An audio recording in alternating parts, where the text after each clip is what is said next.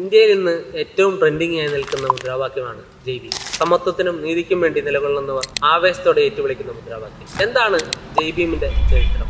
ജയ് ഭീം എന്ന മുദ്രാവാക്യം ആദ്യം മുഴങ്ങുന്നത് ഭീമ കൊറേഗാവ് യുദ്ധത്തിലാണ്. വെറും 500 പേർ വരുന്ന മഹറുകൾ 30,000-ഓളം വരുന്ന പേഷ്വാ സൈനികരെ തോൽപ്പിച്ച ചരിത്രമാണ് ഭീമ കൊറേഗാവിന്റേത്. അന്ന് ദളിതരുടെ ആത്മാഭിമാന പോരാട്ടത്തിൽ ഉയർന്ന പോർവിളിയാണ് ജയ് ഭീം. ആ മുദ്രാവാക്യത്തെ ചരിത്രത്തിൽ നിന്ന് വീണ്ടെടുക്കുന്നത് ബാബു ഹരിദാസാണ്. ഡോക്ടർ അംബേദ്കറുടെ പാർട്ടിയായിരുന്ന ഇൻഡിപെൻഡന്റ് ലേബർ പാർട്ടിയുടെ ചീഫ് സെക്രട്ടറി ആയിരുന്നു ബാബു ഹരിദാസ്. അദ്ദേഹം 1935-ലാണ് ജയ് ഭീം എന്ന മുദ്രാവാക്യത്തെ വീണ്ടെടുക്കുകയും അംബേദ്കർ അനുയായികൾ പരസ്പരം അഭിവാദ്യം ചെയ്യുന്ന ഒന്നാക്കി അതിനെ മാറ്റിത്തീർക്കുകയും ചെയ്തു. പിന്നീട് പല ദളിത് സംഘടനകളും പ്രസ്ഥാനങ്ങളും പരസ്പരം അഭിവാദ്യത്തിനും മുദ്രാവാക്യവുമൊക്കെയായി വിളിച്ചു. ഈ ഒരു മുദ്രാവാക്യത്തിന് ദേശീയ തലത്തിൽ പ്രചാരണം കൊടുത്തതും ഇന്ത്യയിലെ മുക്കിലും മൂലയിലും വരെ എത്തിച്ചതും ഇത്രയും പ്രശസ്തമാക്കിയതും കൻഷറാം എന്ന മഹാപ്രതിഭയാണ്. അദ്ദേഹം രൂപീകരിച്ച ബാംസഫ്, DS4 എന്നീ സംഘടനകളുടെ ദേശീയ തലത്തിലുള്ള പ്രവർത്തനങ്ങൾ ഈ മുദ്രാവാക്യത്തെ കൂടുതൽ ജനകീയമാക്കി.